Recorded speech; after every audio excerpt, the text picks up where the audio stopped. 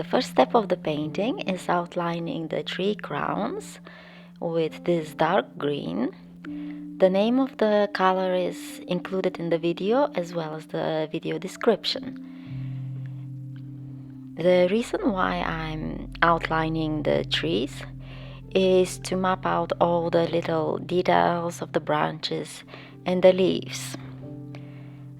And because acrylic paint doesn't blend easily and dries very quickly, it is good to work in layers.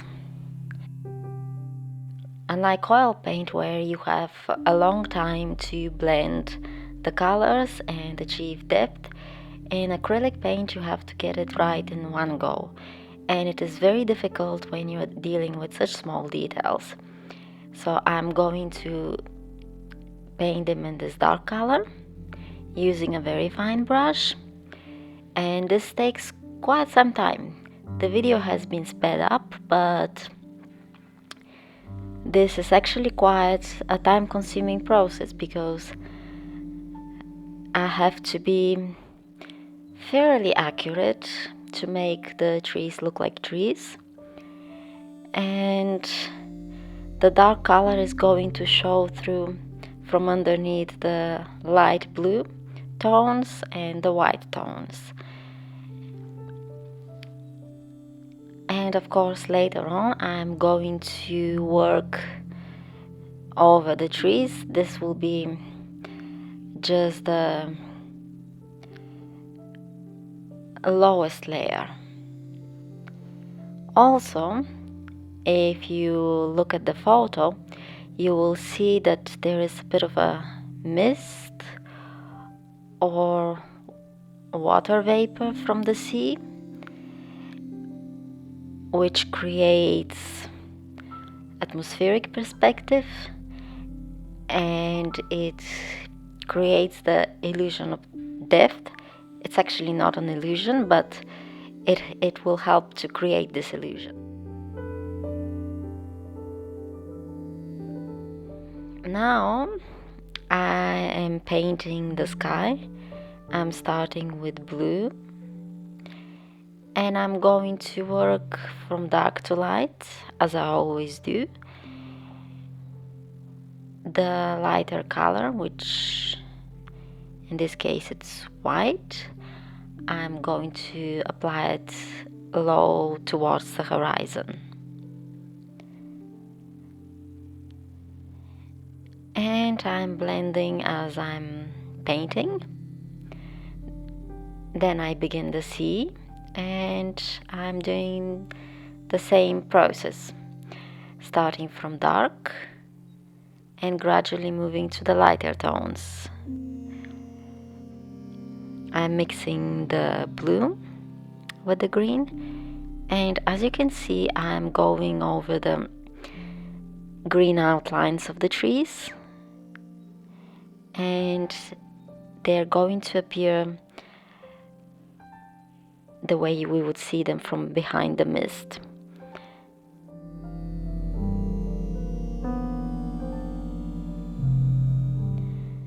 The green is going to disappear, and I'm going to get this very grayish blue tones, which only give a hint of the shapes of the trees. I lost the horizon line a little bit, so I'm adding up a little bit of white.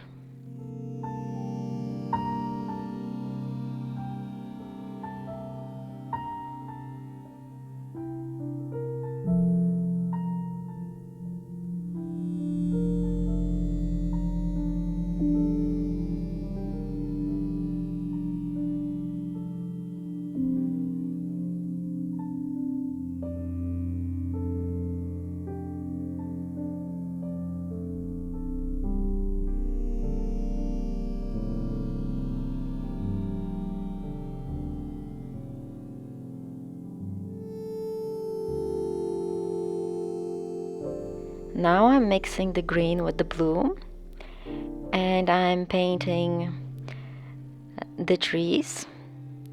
This is the first layer, which is going to have more blue, and this is to achieve the atmospheric perspective effect.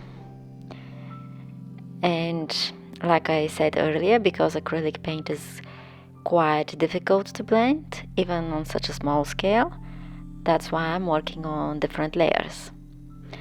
But of course, even with oil paint, you have to work on different layers, but there are various different techniques. And the video has been sped up about 4 times. This process is actually quite time consuming and you have to be very patient. And really the difference between a small painting and a large one in terms of time is that with the smaller one you're working with a smaller brush and you have smaller area to cover, unlike with a bigger painting where you have to work with a bigger brush. So the amount of time you're spending on a small painting is actually much more than you would expect. As I'm building the tree crowns, I'm adding more green, and this is creating the 3D effect of the trees. If you want to see the process in real time, you can always play back the video at a lower speed.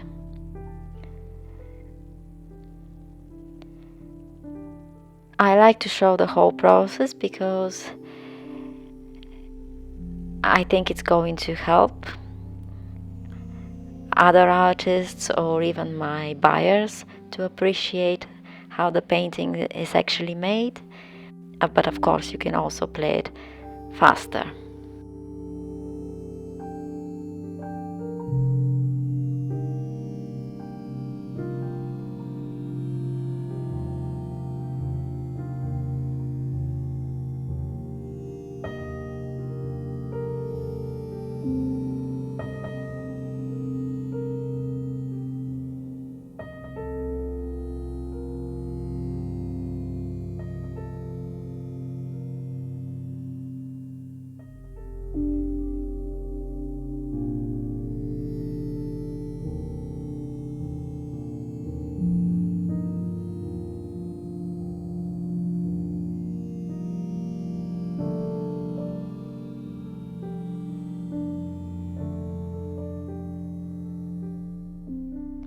Now I'm introducing other green tones and I'm beginning to paint the final layer of the trees.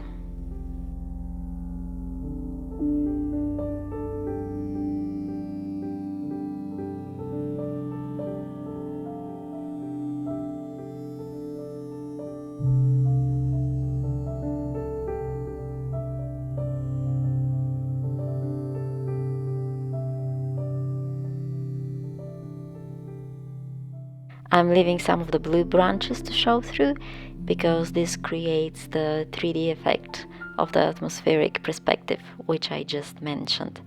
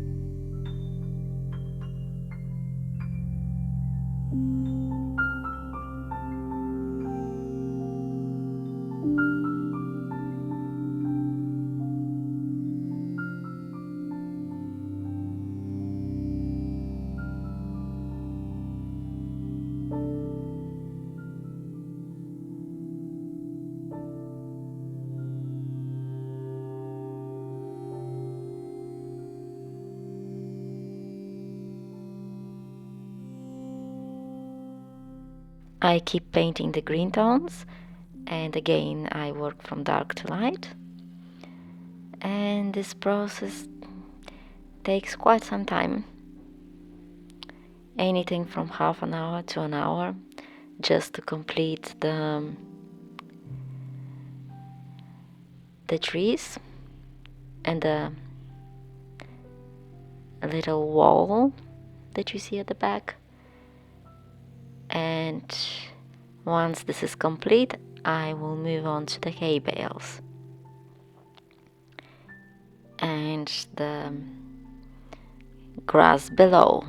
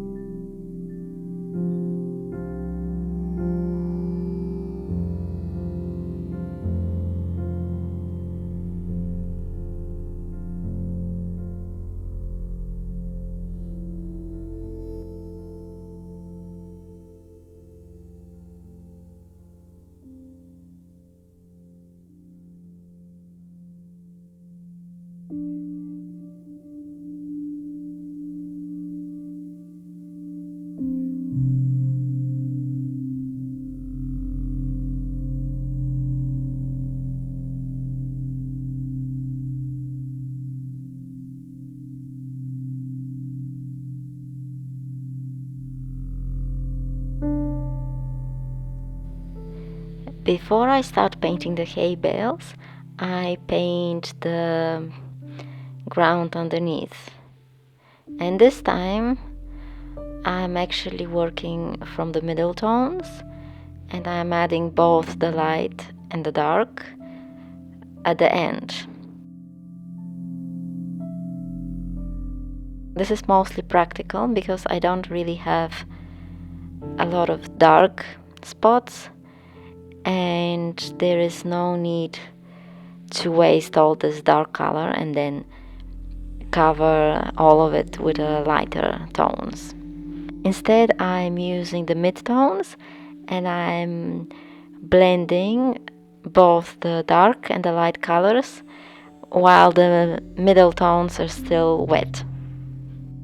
Then I'm adding the lighter tones, and here I must just keep going until it is all done. I'm using the brush strokes to create the shapes of the hay which has been cut, and I'm using a flat brush and I'm letting the brush strokes create the effect randomly. As you can see, I'm not using a thin brush and I'm not painting every single little stroke, every single blade of grass. I will use a very thin brush for a few accents, but this will be right at the end.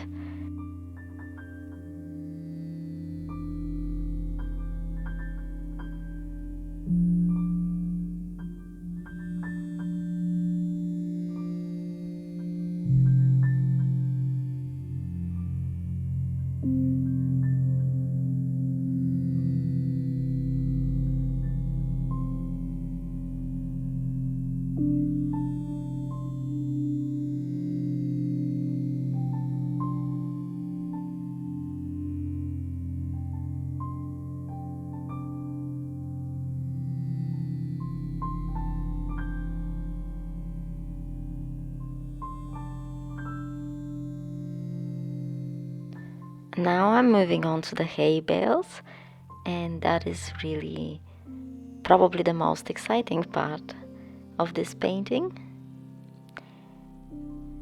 Now I'm reintroducing the blue tones and I'm mixing them with the brown, and this is where I'm painting the parts of the hay bales which are in the shade.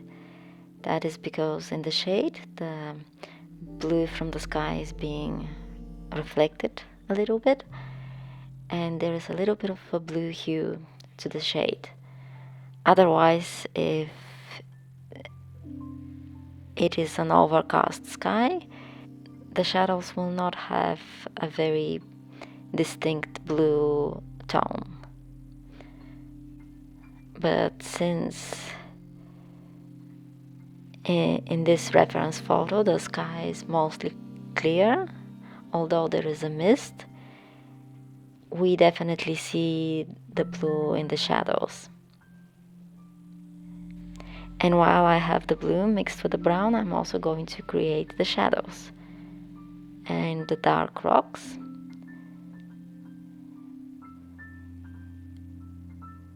Here I'm seeing that some of my branches need a little bit of dark, so I'm adding it.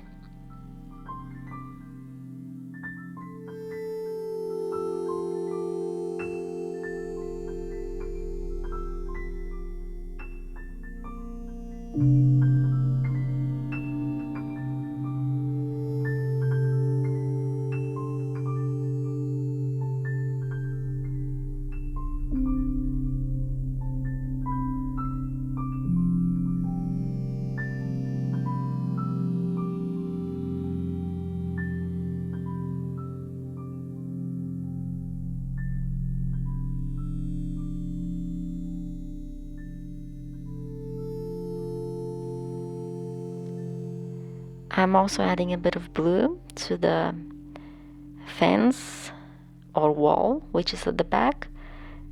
That is because I want to show that it is further into the distance. And now I'm moving on to the shadows.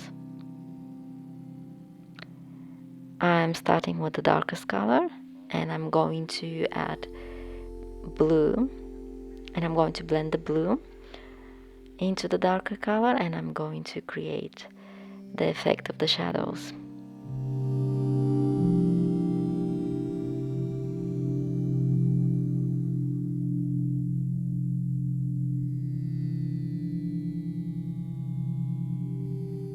And now I will begin painting the outside of the hay bales.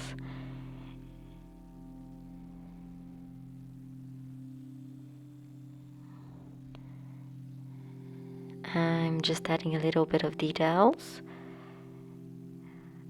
and I'm beginning the outside of the hay bales, starting with the darkest color, and I'm going to add a bit of blue into the part which is in the shade, and I'm going to blend it out with a lighter color and a warmer tone, which is the part that is facing the sun.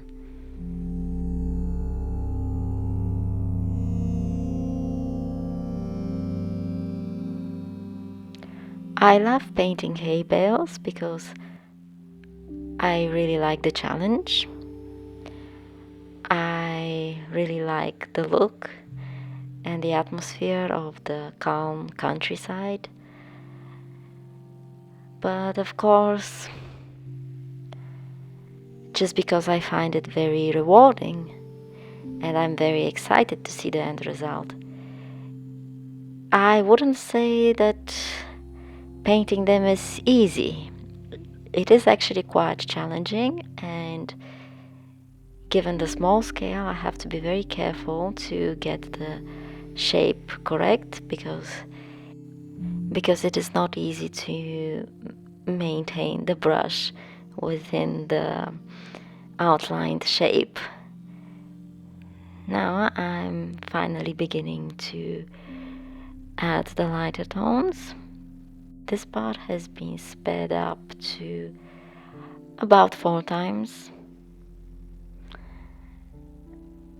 but normally it takes about half an hour to perfect the bales. Now I'm using a very thin brush for the accents and to add a bit of light color and make them pop. The accents really make the hay bales stand out of the rest of the background.